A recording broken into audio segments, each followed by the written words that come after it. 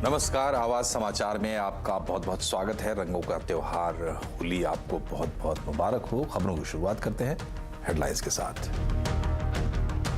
Tihar jail में मनेगी मनीष सिसोदिया की Holi. Rouse Avenue court ने 20 मार्च तक न्यायिक हिरासत में भेजा। केजरीवाल सरकार के खिलाफ बीजेपी का हल्ला बोल। बिहार में पूर्व मुख्यमंत्री राबड़ी देवी के से करीब 4 घंटे तक सीबीआई की पूछताछ। जमीन के बदले नौकरी घोटाला मामला। कल लालू और मीसा भारती से हो सकती है पूछताछ। कैम्ब्रिज यूनिवर्सिटी में राहुल गांधी के बयान पर बीजेपी का हमला जारी। बोले केंद्रीय मंत्री अनुराग ठाकुर, राहुल ने विदेशी धरती पर किया देश का अपमान। होली से पहले बाजार में तेजी का जोश। सेंसेक्स निफ्टी आधा % से ज्यादा चढ़कर बंद। आईटी, एनर्जी, पीएससी शेयरों में खरीदारी। बजट में किए गए ऐलानों को जल्दी से जल्दी लागू करने पर जोर। प्रधानमंत्री कार्यालय करेगा रेगुलर मॉनिटरिंग। सीएनबीसी आवाज एक्सक्लूसिव।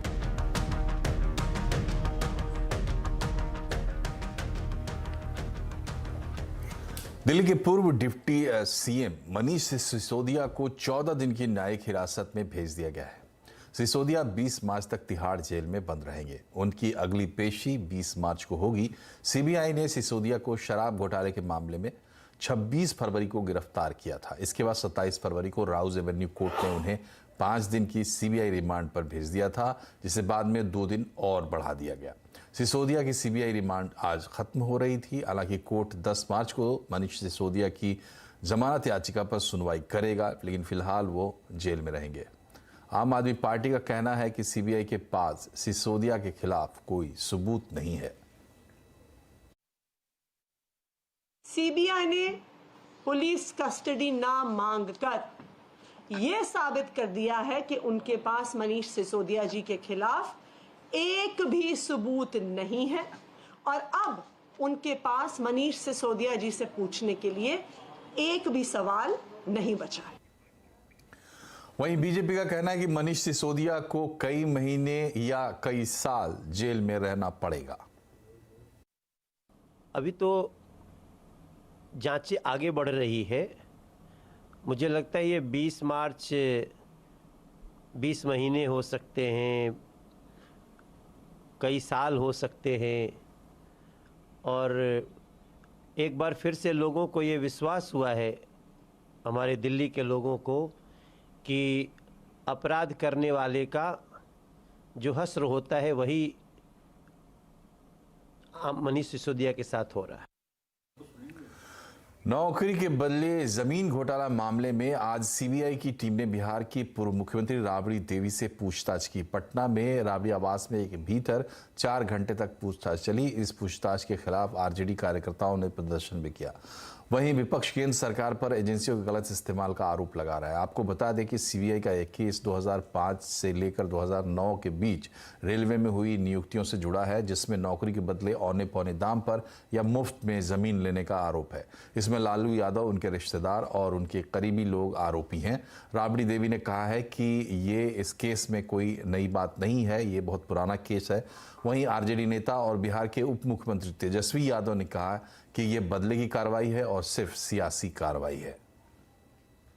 भाजपा के साथ रहिएगा तो राजा हरिश्चंद्र कहलाइएगा।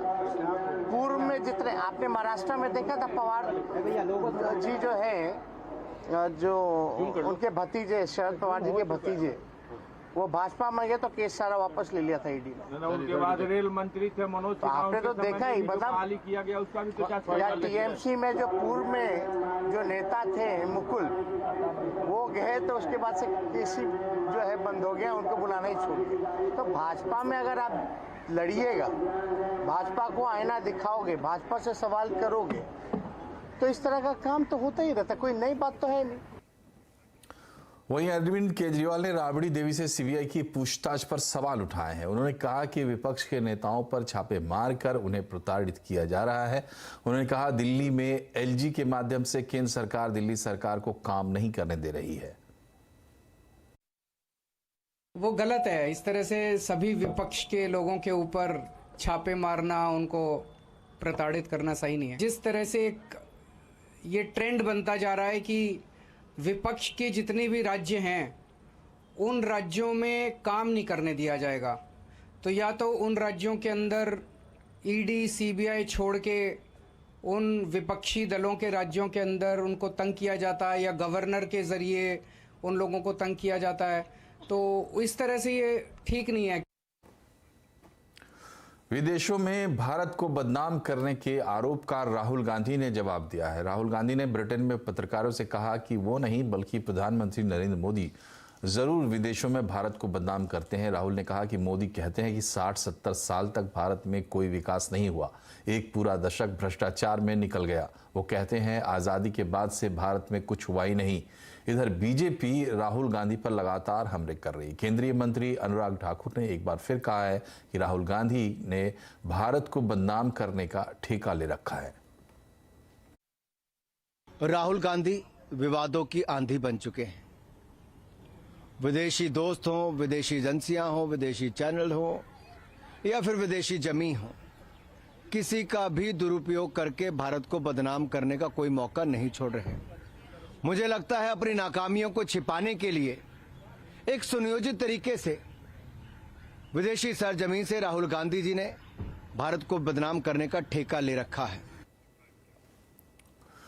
और अब बात करते हैं बाजार की। होली से पहले बाजार में तेजी देखने को मिली। परंपरा को बढ़ाते हुए बाजार लगातार इस साल भी होली में पहले से बढ़त पर बंद हुआ। आज सेंसेक्स निफ्टी में 0.5% से ज्यादा की बढ़त रही। आईटी, एनर्जी, पीएसयू शेयरों में होली की धूम रही, मगर रियल्टी, पीएसयू, बैंक इंडेक्स थोड़ा दबाव में दिखा।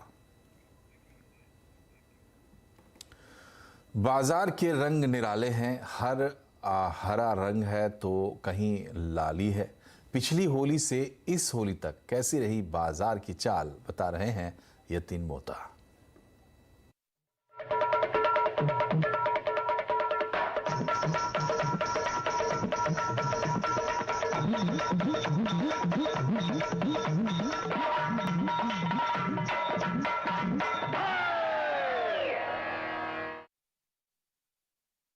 तो होली के रंग में डूबा है मार्केट। और बात करें तो कोई स्टॉक्स हरे निशान में, कोई स्टॉक्स लाल निशान में। देखते हैं कौन से स्टॉक्स में आपको सबसे पहले ज्यादा से ज्यादा हरा रंग दिखा। इंडस्ट्रीज से बात करते हैं, जहां आपको दिखेगा कि निफ्टी और सेंसेक्स कोई कमाल परफॉर्मेंस नहीं है, लेकिन रिटर्न 2 से 3% पॉजिटिव है।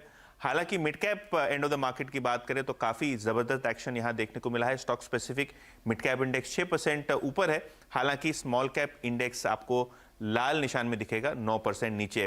गेनर्स की बात करते हैं तो एफएमसीजी स्टॉक्स का दबदबा रहा। आईटीसी और ब्रिटानिया टॉप गेनर्स आपको बनते हुए नजर पड़े पिछले 12 महीनों में। और अगर हम आईटीसी की बात करें तो 57% का जबरदस्त रिटर्न इस स्टॉक ने आपको कमा के दिया है पिछली होली के मुकाबले। ब्रिटानिया 30% ऊपर है आइशर के साथ। और आईसीआईसीआई बैंक और इंडसइंड बैंक की बात करें तो बैंकिंग में ये दोनों स्टॉक्स का जबरदस्त दबदबा रहा। 20% के ऊपर के रिटर्न्स यहां देखने को मिले। Mid cap end of the market की बात करें तो यहां Mazagon dock, UCO bank, Mahindra CI, Karur Vysya bank, इन सब स्टॉक्स में जबरदस्त रिटर्न्स मिले। पैसा 2-3 गुना हो गया आपको देखते देखते। फिनोलेक्स केबल और एजिस लॉजिस्टिक्स ये दूसरे स्टॉक्स हैं जहां बहुत ही जबरदस्त रिटर्न आपको 90 से 100% का पिछली होली के मुकाबले मिला। ऑब्वियसली गेनर्स हैं तो लूजर्स भी हैं। तो यहां आपको दिखेगा दीवीज लेबोरेटरीज थोड़ा बहुत क्वार्टरली रिजल्ट में खराब प्रदर्शन के चलते स्टॉक 40% नीचे है। इसके अलावा आईटी स्टॉक्स में से टेक महिंद्रा और विप्रो वर्स्ट परफॉर्मर्स है, लगभग 30 से 35% का नेगेटिव रिटर्न है। इसके अलावा हिंडाल्को और इन्फोसिस जैसे स्टॉक्स में भी आपको नेगेटिव रिटर्न आता हुआ दिखाई पड़ा। बात करते हैं अदानी ग्रुप ऑफ स्टॉक्स की, क्योंकि ये ग्रुप फोकस में है। पिछली होली के मुकाबले देखिए किस तरीके का नुकसान आपको अदानी ग्रीन और अदानी ट्रांसमिशन के स्टॉक्स में दिखाई पड़ रहा है। लगभग 65% का डिक्लाइन। और अदानी टोटल गैस और अदानी पोर्ट जैसे स्टॉक्स में भी आपको डिक्लाइन दिखा। खास करके अदानी टोटल गैस 50% नीचे दिखेगा। हालांकि गेनिंग लिस्ट में भी, गेनिंग बास्केट में भी काफी सारे अदानी स्टॉक्स हैं, जैसे कि Adani power, Ambuja cement, Adani enterprise और अदानी विलमार। अंबुजा सीमेंट अगर आप देखें तो 30% का जबरदस्त रिटर्न इस स्टॉक ने इन्वेस्टर्स को कमा के दिया है। इसके बाद बात करेंगे नए आईपीओस की, क्योंकि बहुत ही ज्यादा मार लगी है यहां। इनफैक्ट अगर हम बात करें होली से होली तक तो ग्लैंड फार्मा जो रीसेंट लिस्टिंग्स हैं उनकी बात हो रही है 60% नीचे है। नायका, लक्ष्मी ऑर्गेनिक्स, डिलीवरी, जोमेटो, इन सभी स्टॉक्स में आपने 35 से 40% का डिक्लाइन देखा है। तो कहीं ना कहीं जो नए आईपीओ हैं पिछली होली के मुकाबले गहरे लाल निशान में आपको बंद होते हुए नजर पड़े। और बजट में किए गए ऐलानों को जल्द से जल्द जमीन पर लागू करने पर जोर है। सीएनबीसी आवाज को मिली एक्सक्लूसिव जानकारी के मुताबिक अलग अलग मंत्रालय जल्दी ही इसका एक रोड मैप प्रधानमंत्री कार्यालय को सौंपने वाले हैं। पूरी खबर समझते हैं लक्ष्मण रॉय से। बताएं लक्ष्मण जी, क्या तैयारी है सरकार की? दरअसल बजट में जो भी ऐलान किए गए हैं, सरकार चाहती है कि वो जल्द से जल्द जमीन पर दिखने शुरू हो जाए, और खास तौर से वो ऐलान जिनका नाता रिश्ता सीधे तौर पर जनता से है वो जल्दी से लागू हों, इस पर सरकार का जोर रहने वाला है। और इसके लिए प्रधानमंत्री कार्यालय की तरफ से ये विचार किया जा रहा है कि जितने भी संबंधित मंत्रालय हैं सभी से एक रोड मैप मांगा जाए। संबंधित मंत्रालय रोड मैप देंगे, उस रोड मैप में 3 बातें होंगी। जो भी बजट में ऐलान किए गए हैं उसके शॉर्ट टर्म के क्या प्लान होंगे, मीडियम टर्म के क्या प्लान होंगे, लॉन्ग टर्म के प्लान क्या होंगे, उसके हिसाब से एक समयबद्ध तरीके से पूरा रोड मैप तैयार किया जाएगा। उस रोड मैप को प्रधानमंत्री कार्यालय वित्त मंत्रालय के पास सौंपा जाएगा, और उस रोड मैप को सौंपने के बाद नियमित तौर पर कुछ मामलों में 15 दिनों पर, कुछ मामलों में हर महीने इसकी समीक्षा की जाए कि आखिर ये प्लान कहां तक पहुंचा, रोड मैप के कितने हिस्से पर अमल हुआ है। और इन सब के पीछे असली मकसद ये है कि इसको राजनीतिक चश्मे से भी देखा जा रहा है। 2024 के चुनाव से पहले सरकार चाहती है कि जमीन पर बजट के ऐलान दिखने शुरू हो जाएं, ताकि इसका राजनीतिक फायदा भी मिल सकता है और आम लोगों के लिए जो ऐलान किए गए उसका फायदा भी आम लोगों को मिले। इसलिए प्रधानमंत्री आप देख रहे हो कि पिछले कुछ दिनों से अलग अलग सेक्टर के संबंधित लोगों के साथ वेबिनार कर रहे हैं, उनसे फीडबैक लिया जा रहा है कि जल्द से जल्द लागू करने के लिए क्या कुछ कदम उठाए जाने चाहिए। तो मुझे लगता है कि आने वाले दिनों में अब बजट में जो भी घोषणाएं की गई हैं उस पर तेजी से अमल होता हुआ देखेंगे। बहुत बहुत शुक्रिया लक्ष्मण जी। और यहाँ रुक रहे एक छोटे से ब्रेक के लिए, लेकिन खबरें भी और भी है, बने रहिए हमारे साथ।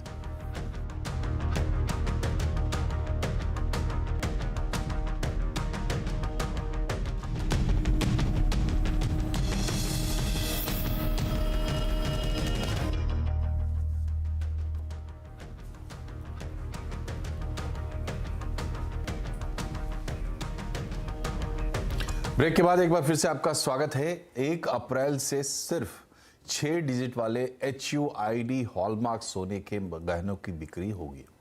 घटिया चीनी सामान की भारतीय बाजार में एंट्री भी रुकेगी।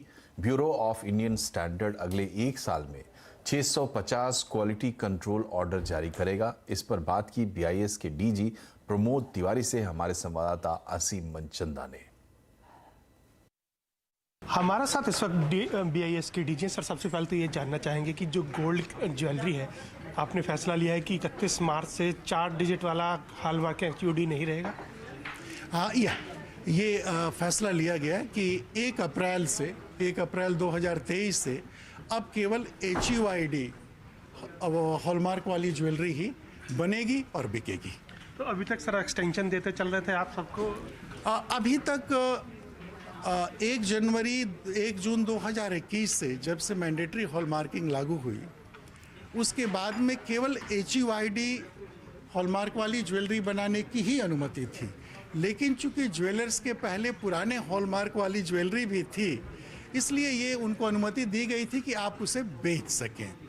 और ये सोचा गया कि लगभग 1.25 वर्ष का समय बीत चुका है और ये समय काफ़ी है कि ज्वेलर्स अपने पुराने स्टॉक का उपयोग कर लें, इसलिए निर्णय लिया। इसके अलावा और कौन कौन से प्रोडक्ट आप क्वालिटी कंट्रोल में लेकर के आने वाले हैं? 58 प्रोडक्ट्स मैंने सुना है कि ये लेकर के आएंगे, जिसमें कि लेदर गुड्स होंगे या फुटवेयर होंगे। अभी जैसा हमने बताया कि 4,462 प्रोडक्ट्स तो ऑलरेडी QCO में आ गए हैं, और हमने लगभग 650 प्रोडक्ट की सूची अलग अलग विभागों को, जैसे DPIIT को, मिनिस्ट्री ऑफ केमिकल्स को, मिनिस्ट्री ऑफ स्टील को, इनको भेजी है कि इन पर भी QCO लाना है, और वो काम बड़ी तेज़ी से चल रहा है।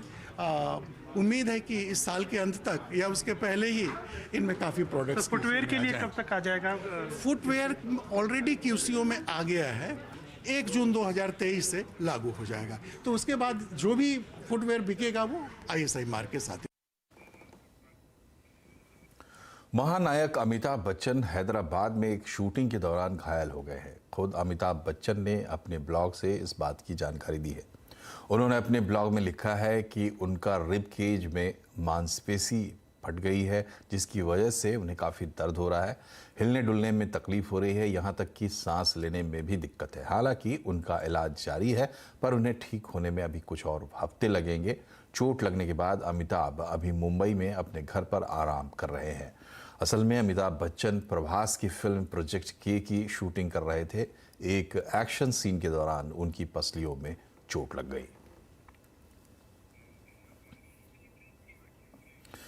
और अब थोड़ी होली की बात। गुजरात में वैदिक होली का चलन बढ़ रहा है। होलिका का इको फ्रेंडली होलिका जलाने के लिए लकड़ी का इस्तेमाल नहीं होता है। लकड़ी के बजाय गाय के गोबर से बनी स्टिक से ही होलिका दहन होता है। पर्यावरण का ख्याल रखने वाली होलिका दहन की प्रोसेस के बारे में देखिए हमारे संवाददाता केतन जोशी की रिपोर्ट।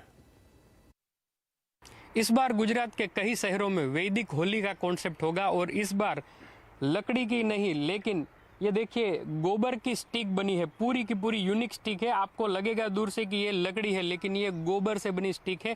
और इनको बनाने वाले सुभाष भाई इस वक्त हमारे साथ है। सुभाष भाई, आइए बताइए हमें कि ये नया कॉन्सेप्ट क्या है, इससे प्रकृति को कितना फ़ायदा होगा और किस तरह से इसको रिस्पॉन्स मिल रहा है। जय गौ माता, जय श्री स्वामीनारायण। ये जो गो कास्ट है, इसको स्टिक बोलते हैं। ये गो कास्ट है, गोबर से बनी हुई है। हर साल से इस टाइम बहुत सारा रिस्पांस है। बहुत सारे लोगों ने हमको गो कास्ट की ये होली किट का ऑर्डर दिया है। ये 250 किलो हम देते हैं लोगों को। उसमें हम सप्तधान्य, औषधीय द्रव्य, एक श्रीफल देते हैं और कपूर देते हैं और मटका भी देते हैं। इस तरह हम बहुत सारा मटेरियल इसमें देते हैं। ये गो कास्ट से बनी हुई ये जो होली की किट है, वो हमारे लिए प्रकृति के बहुत सारे पौधे हैं, पेड़ है, वो बच जाएंगे और हमारा वायु में ऑक्सीजन का बढ़ावा हो, इसलिए हमारा ये प्रयास है। तो हम वैदिक होली हर साल करते हैं और आम जनता को भी हम ऐसी प्रार्थना करते हैं कि आप भी आपकी सोसाइटी में गौ कास्ट से होली का दहन कीजिए। ये कितने की किट पड़ती है और कितने घंटे तक ये दहन होता है? 5,500 रुपये का पूरा हमारा जो होली का किट का मटेरियल है। और ये होलिका दहन जब करते हैं तब 2 से 2.5 घंटे तक ये होलिका दहन होता है और सब सोसाइटी के लोग आके पूजन विधि सब कर सकते हैं। तो 2.5 घंटे कम से कम इसमें होता है। भले ही होली के दिन हम छोटा सा कंट्रीब्यूट करें, लेकिन इस तरह के प्रयोग अगर धीरे धीरे बढ़ जाते हैं तो न केवल हमारे पर्यावरण का जतन होगा, लेकिन धीरे धीरे जो क्लाइमेट चेंज की दिक्कत है उससे भी थोड़ा बहुत छुटकारा हम पा लेंगे।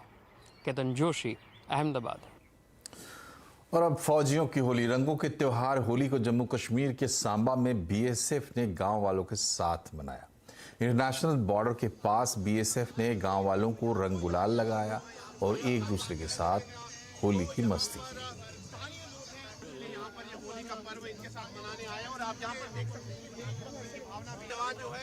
देश भर में होली का खुमार छाया हुआ है। आज होली पर देखिए हमारा खास शो होली अड्डा शाम 7:57 पर।